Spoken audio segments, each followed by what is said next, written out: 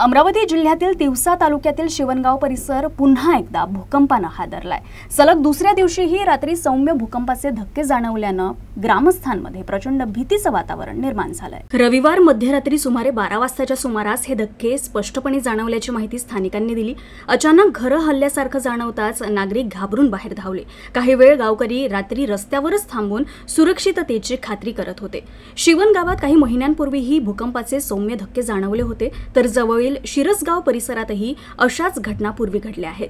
पुन्हा सलग 2 दिवस धक्के जाणवल्यानं परिसरात भीतीचं सावट पसरलं असून ग्रामस्थ प्रशासनानं या घटनेची गंभीर दखल घेण्याची मागणी करतात। स्थानिकांच्या मते रात्री उशिरा जाणवलेल्या धक्क्यांमुळे मुलं महिलांमध्ये मोठी भीती निर्माण झाली असून अनेकांनी घराबाहेरच वेळ घालवला। अद्याप प्रशासनाकडून अधिकृत तीव्रता किंवा केंद्रबिंदूची माहिती उपलब्ध नाही। ग्रामस्थांनी भूगर्भ विभाग आणि जिल्हा प्रशासनानं तात्काळ तपास करून नागरिकांना खात्रीशीर माहिती द्यावी अशी मागणी केली आहे।